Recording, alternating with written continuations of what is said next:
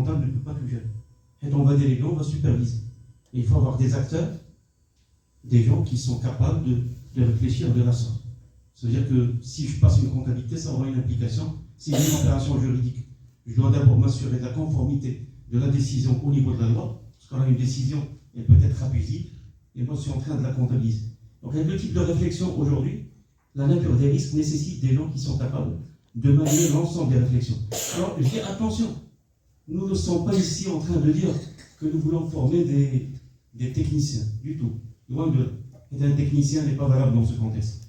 Je pense que j'ai commencé à l'ESCA mes premiers cours en 2017, et si j'ai compris une chose, d'après la période que j'ai vécue, c'est que cette école, elle a eu un état d'esprit, une philosophie, c'est de dire tout ce qu'on construit, on va le construire autour d'une approche managériale.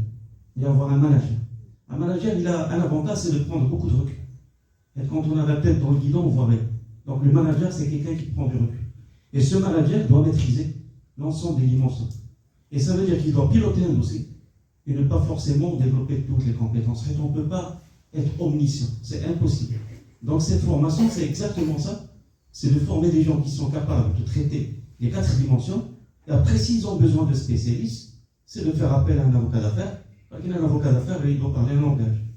Donc si tu n'es pas capable de lire la loi 587, je ne sais pas comment tu vas gérer la relation avec un avocat d'affaires. Sur la fiscalité, si tu n'es pas capable d'aller réfléchir sur un article, de lire une disposition, de faire attention à une disposition fiscale et de la respecter dans l'entreprise, je ne sais pas comment tu vas parler avec un expert comptable. Les experts comptables souffrent aujourd'hui. De dire nous n'avons pas de personnes, d'interlocuteurs qui sont capables de sécuriser. Et l'expert comptable doit intervenir périodiquement. Il ne peut pas jouer le rôle de manager. Donc je pense que la formation, c'est ça l'avantage.